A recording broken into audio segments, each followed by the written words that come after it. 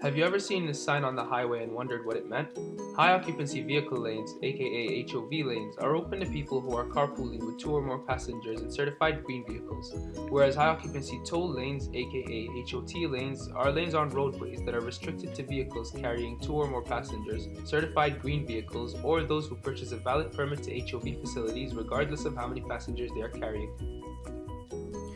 In order to ensure equitable distribution of the HOT permits, they are available to the public through a random draw. In 2018, only 1,000 applicants will be accepted and they must adhere to certain regulations to enter the draw.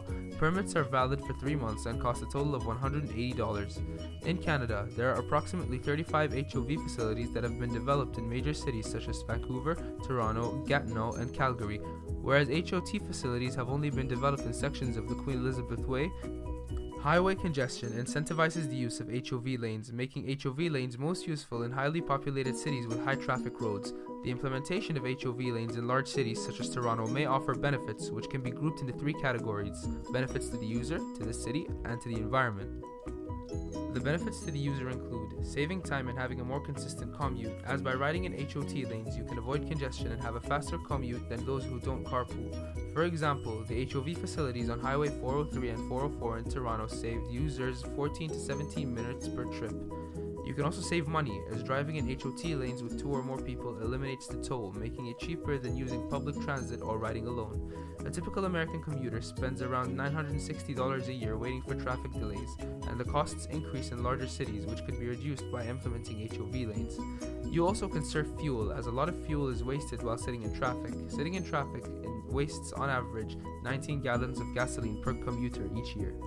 The benefits to the city include managing congestion, as an HOT lane can handle growth in demand better than a general lane, making better use of infrastructure. One highway lane can carry 1,500 to 2,200 vehicles each hour, but a lane that is full of buses or carpoolers can move more people than a standard traffic lane. Transit vehicles are also prioritized, as they can use the less congested HOT lanes for free.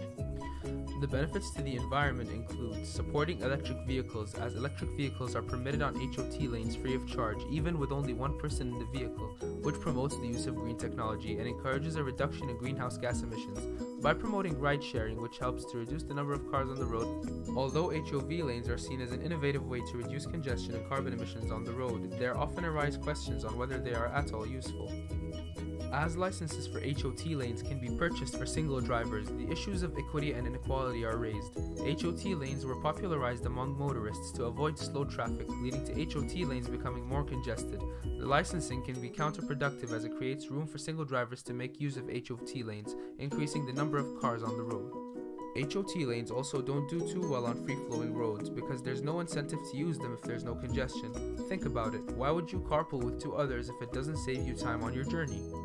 Another issue with HOT lanes is that the difference they make in terms of gas emissions and taking cars off the road simply isn't big enough to have an impact on the carbon emissions produced by the transportation sector, and there's an argument for a more impactful strategy to be implemented as opposed to HOT lanes themselves. In summary, high occupancy toll lanes are beneficial for saving money, time, and the environment. HOT lanes have proven to be an innovative strategy that can be used to manage transportation patterns and congestion on busy roadways around Ontario, although there is still plenty of room for improvement.